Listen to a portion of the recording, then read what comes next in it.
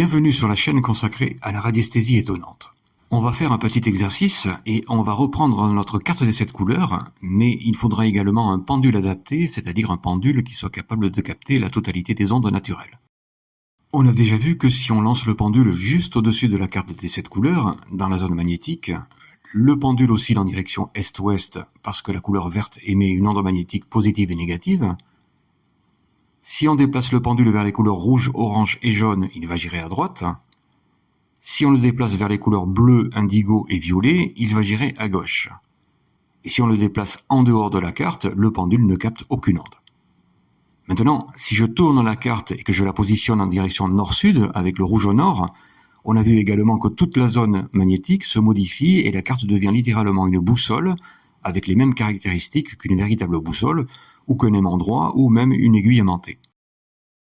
Ce qu'on n'a pas encore vu, c'est ce qui se passe dans la zone électrique. Alors je positionne le pendule à une dizaine de centimètres au-dessus de la carte, je le lance dans la zone électrique donc, et regardez ce qui arrive. Le pendule oscille en direction est-ouest plusieurs fois. Il gire ensuite à droite, plusieurs fois encore. Il oscille en direction nord-sud. Il gire cette fois à gauche.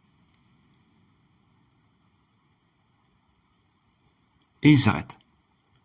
Alors, les plus attentifs d'entre vous auront remarqué qu'il a effectué 10 mouvements à chaque fois avant de s'arrêter net. En fait, le pendule vient d'effectuer ce qu'on appelle une série, et le chiffre 10 est la série de la radioactivité. Cette carte, positionnée en direction nord-sud, le rouge au nord, est devenue radioactive dans sa zone électrique.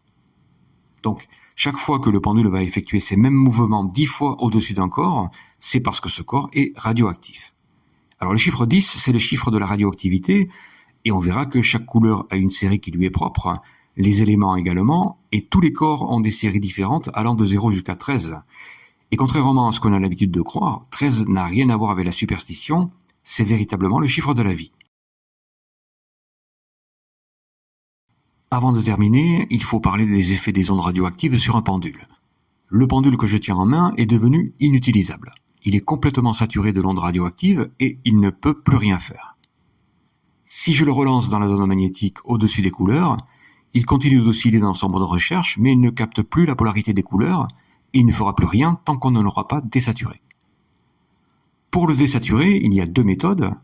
Soit on le fait girer volontairement, de préférence vers la gauche, soit on le laisse reposer sur le plan de travail quelques secondes.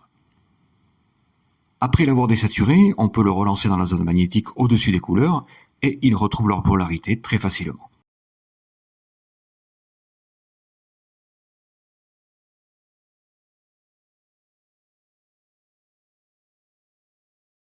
Dans la prochaine vidéo, on va répondre à la question pourquoi un pendule classique ne peut pas réaliser cet exercice.